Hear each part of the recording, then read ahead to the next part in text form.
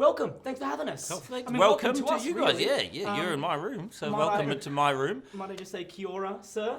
Kia ora, yeah. He just got back he from went New Zealand. for like 4 days. Well, Just settled down. But I felt that's like good. family. It's, you've practiced, and you've nailed it. You obviously were here doing Thor in Australia. Do we get to keep you now? Can you stay? Oh, what you're asking is, am I the far lap of film? Well, Um, yes. Segue, I Guilty. guess. Yeah. Okay. Yep. Yeah, and so when I die, you want to take my heart and put it in a museum, don't you? When we can. You want to We stuff haven't me. You spoke want about to it get that me in stuffed. depth. I mean, I felt you've thought we about haven't that. That's gotten what to you the do, New stuffing Zealanders. quite yet. I know when Russ passes on, We're definitely gonna should stuff that, God forbid, that should ever happen. Oh yeah, the fight between our two countries, or who gets his body, who gets his heart, Yeah. who gets his skeleton. We're definitely going to stuff Russ. Well, dude, congratulations on Thor. We checked it out last night. The one word that a lot of people kept saying, myself included, was funny.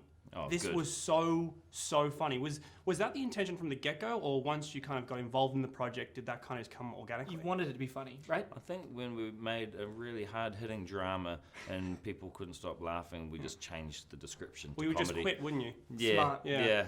But, oh yeah, no, it's Adaptive. meant to be funny. No, right from the beginning, they got me in to pitch on the film. They said that they wanted to, just to make a departure from Thor 1 and 2, which they had some little bits of humour in them, but they were definitely a lot more serious in tone, and they wanted to just move in a completely new direction and just to shake things up, and also just to, I think for Chris especially, like he wanted to do something that just felt new for him, and same with Mark and actually all the other actors as well. So we just basically just put all the colours into the poster and into the film, and thought of as many crazy characters and monsters and things we could, and we just put basically everything into the sandpit and shook it up. Yeah. And then threw it onto the screen. I mean, you have obviously come from a bunch of much-loved comedies. Hunt for Water People, probably my favourite film of last year. Oh, cool. Hilarious stuff. But smaller films, Yeah. independent films, how did you get your head around jumping to something as behemoth as Thor? Well, I think if you look at the story, it really this is basically just an independent film with crazier costumes, and and so like it's just about a guy, who let's just say he goes out, gets drunk and gets lost and is trying to get home, and if you were to make it an independent film, he's just trying to get home, and he meets all these crazy characters along the way. Kind of like shrink it down to that idea, and then look at all the relationships that he's got. He's like, he's trying to get on with his brother, and he comes from this dysfunctional family, and his mate is this bipolar guy who gets really angry all the time. And then he meets this girl, and she's a drunk, and he's got to look after everyone, and he's just, all he wants to do is get home. That, so that for me is like a story that I can kind of imprint my Taika kind of style on, because I can go, oh, okay, I understand those relationships, and I understand, I know what it's like to try and get home. And and that's what the audience can relate to. And all the rest of it, the explosions and spaceships and all that stuff, that's just sort of, that's not the important stuff. The important stuff is the emotion and the relationships and his emotional journey through the film.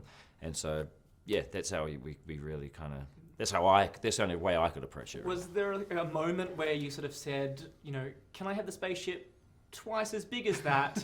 And they said yes, that you kind of realised that things were in a slightly different Yeah, totally. And you got to watch out what you ask for. So sometimes I suggested making a spaceship as a joke, and then they made it. I was kidding. I was kidding about that, but we used it anyway. At least in the film. So it's just all those elements. It's like you're only limited by your imagination with these kinds of films, and that's an amazing thing. In my films, I'm most definitely limited by budget and time. So anything I can imagine, I want a big this and that, a big spaceship and a hurricane, all this and that. Well, maybe you could just get one of your characters to describe that instead of us actually spending money on it. It's a pretty cool mindset to have that. Oh, it's just like an indie film, but not many indie films have Sir Anthony Hopkins, Kate Blanchett. Did that hit hard for you when you got on set? And you're like, oh, there's Sir Anthony Hopkins. Do you call him Sir Anthony Hopkins every time you see Does he him? need to be called Sir on set? Just Tony. Hopper. Yeah. Tony. Okay. Hoppo. Yep. Nah, well, I think when I got on set and there's an initial kind of little sort of, it's more like an awkward blind date, really. It's like that they're going to arrive and you've got to start working with them. But all you want to do when you're working with actors is just become their friend. Yeah. So that you can start ordering them around like you order your friends around when you're making movies with your mates. And once that looseness comes and you feel a bit more comfortable with each other, then you start, then the proper work begins. But you just have to kind of get over yourself, and when you're directing, it soon becomes apparent that like the clock is ticking and you've got to make your day, and there's like money burning, and like and so you sort of stop thinking, oh man, I'm not sure how to tell Anthony Hopkins he's got to do this faster. You just got to, come on mate, let's go. We've got to go. We've got to move. Like, I can smell the money burning, and so you just have to do whatever you can just to get the scene and get your performance. So obviously, a film like this, the whispers begin about Thor 4. My question though is, does that stitch up the plans for what we do in the Shadows 2? Well, yeah, that is the plan, is to do a spin-off that follows the wolf pack. We are still storylining that and writing it, but Jermaine and I are notoriously lazy. And it took us a long time to write what we do in the Shadows. And then we may as well have not even written it, though, because we never showed the script to anyone. And but we do have plans to do it. It is in the works. It's just when. How is it for you as well? Obviously you write yourself in most of the things you do, and you are in Thor. Egomaniac. I think one of the funniest characters, to be honest. But I mean, I think you mentioned somewhere that it was tough for you to kind of act and direct because you're also walking around in the what do you call it, pajamas? Yeah, the mocap suit. Yeah. How, I guess, shameful is that when you're walking around on set, going, guys, can we stop mucking around, please, while you've got balls hanging off your body? Yeah, it's really hard to be taken seriously as a director and order people around when you're wearing the sort of crazy speckly pajamas and covered in ping pong balls. But I've had that on all my films. I look like an idiot and try to direct people.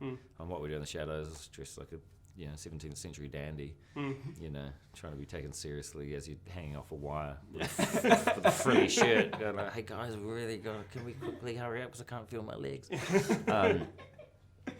So I'm used to it. It's but it's really fun. It's so much fun for me to be able to do a role like that and just make people laugh and inject the scenes in the film with a little bit of myself and my style of humor. And those characters I love playing all the time because they're just like gentle mother characters, who like to take care of people. And I think in a high octane sort of, like crazy action adventure, sometimes it's nice to just go and check in with your mum for a cuddle, and she can go, "It's gonna be okay, okay? And you get in that spaceship and you get up the devil's anus, okay?"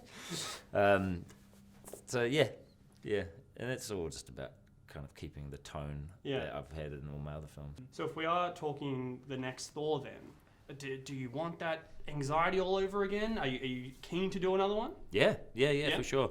Yeah, we'll. Once this is out and once we've finished all the last little bits of work on this, we'll I think we'll regather and decide whether or not we can bear to work together for another 2 years. Yeah. And but luckily it's been I've made a lot of friends at Marvel and it's been a really cool relationship. Yeah. And I'd definitely go back.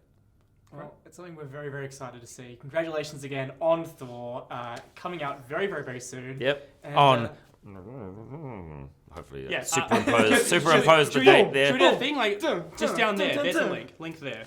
Look at this link or this date. If it's on Facebook, then it's up there. YouTube there. I don't know. Facebook. Yeah. YouTube. Thank you. Congratulations. Cheers. Oh, come on.